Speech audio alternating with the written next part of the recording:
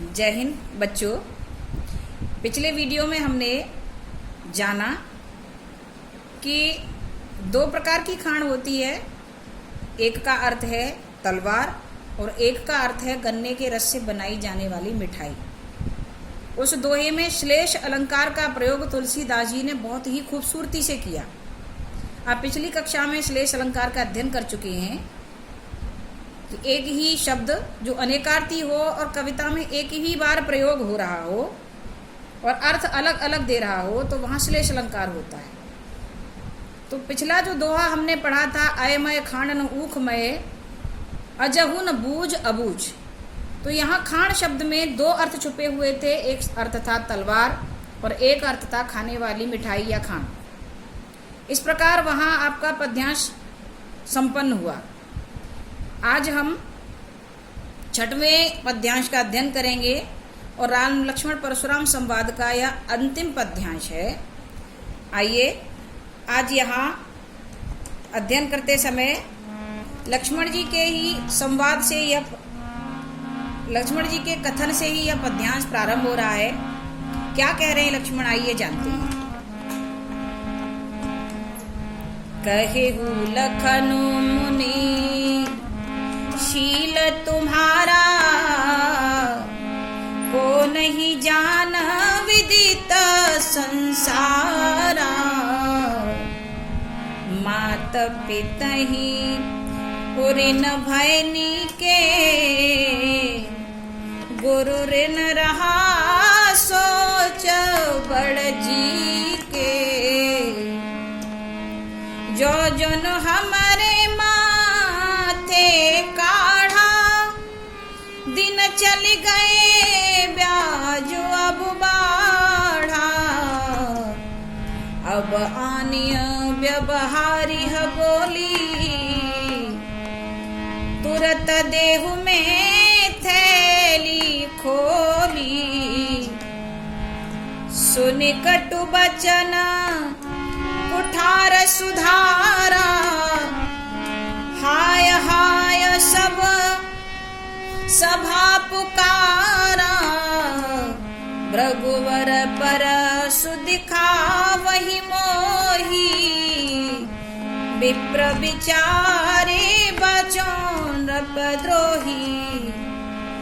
मिले न कबहु सुबटरन गाढ़े, द्विज देवता गरहि के बाढ़े।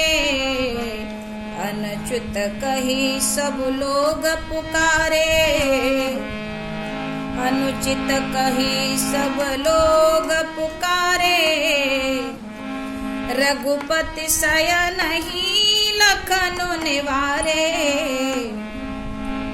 लखन उतर आहुति सरिस। भृगुवर को पुक्रसान, बढ़त देखि जल संबचन। बोले कृपा निधान। लक्ष्मण जी ने कहा, जब परशुराम जी ने ये कहा कि मैं गुरु के ऋण से तुरंत ही मुक्त हो जाऊंगा, लक्ष्मण जी कहते हैं आपके शील स्वभाव को कौन नहीं जानता है। आपने अनेकों बार अपने ही मुख से अपनी बढ़ाई कर ली है। माता पिता के ऋण से तो आप इस तरह मुक्त हुए कि आपने अपनी माँ का ही शीश काट डाला था। अब गुरु का ऋण रह गया है तो उसको मुझसे चुकाना चाहते हो। गुरु का ऋण की ब्याज भी बढ़ गई होगी। आ जाओ और मैं गुरु के ऋण को चुकाने के लिए तुरंत थैली खोलकर आपको चुका देता हूँ, ब्याज सहित दे देता हूँ। यानी दो दो हाथ हो जाए।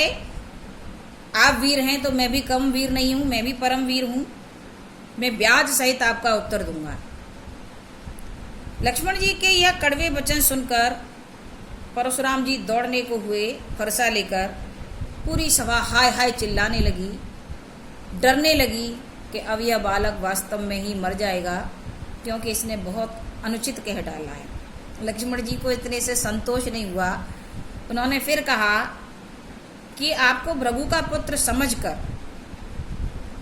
आपको ब्राह्मण समझकर बार बार मैंने क्षमा किया, आपको मारा नहीं, आपसे युद्ध नहीं किया।